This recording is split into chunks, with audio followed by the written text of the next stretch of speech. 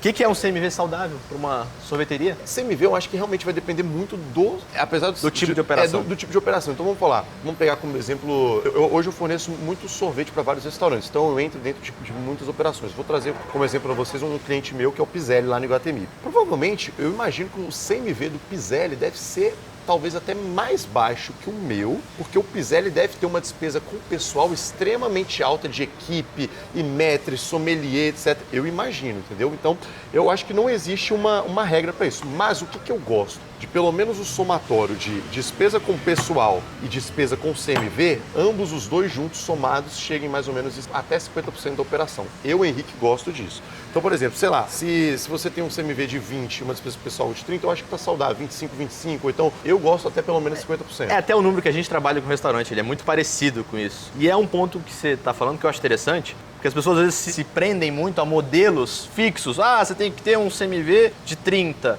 imposto é 10, com pessoal, CMO, 20, não sei o quê. E às vezes não é bem assim. Tá? Todo negócio é diferente. Às vezes você vai ter um custo maior aqui, mas em compensação você tem um faturamento maior, então você equilibra essa conta. É. Então cada um vai acabar entendendo isso. E nesse caso, por exemplo, a gente fala CMV, matéria-prima, só que ao mesmo tempo, para eu produzir o gelato que eu produzo, eu gasto muita energia. Então, às vezes, a minha energia é mais alta em relação a algumas outras coisas. Então, não é fixo, mas assim, como uma média, eu gosto, eu olho assim, pô, se qualquer restaurante que eu tô falando, pelo menos a despesa pessoal e o CMV deles, dois somados, cheguem mais ou menos até 50%, eu acho que o restaurante tá bem, talvez já tá num bom caminho. O mais importante é você saber fazer essas contas, que eu acho que é a lição que fica para o pessoal. Isso. É entender quais são esses grandes gargalos. CMV certamente vai ser um dos maiores em qualquer operação de restaurante ou de bar, cafeteria, pizzaria, seja ela qual for. Pessoal, junto. É isso. E aí depois você faz o seu equilíbrio. Pô, se eu gasto menos de aluguel, eu posso puxar um pouquinho mais aqui, um pouquinho menos aqui, se eu tenho um faturamento maior. É isso. Mas no final você tem que encontrar um número que ele seja saudável o suficiente. Durante muito tempo, eu não sabia isso. Então, assim, cara, eu lembro que quando a gente começou a puxar, meu CMV era 38%. Por exemplo, quando eu falei pra você que eu já tive uma operação em shopping,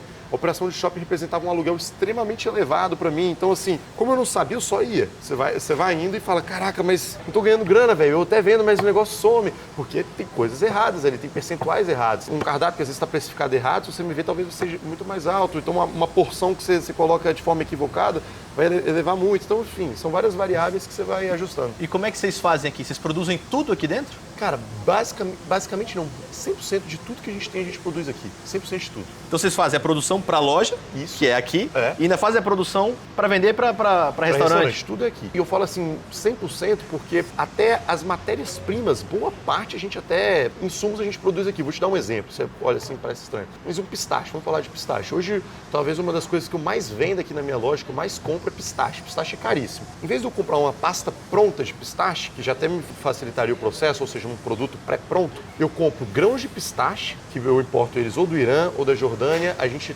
torra esses grãos de pistache aqui, depois eu deixo 24 horas no moinho de pedra preparando a própria pasta de pistache para depois eu usar no gelato. Então assim, a gente tem aqui a gente tem muita produção, assim, sabe? Então em alguns pontos, por isso que eu falo que é variável.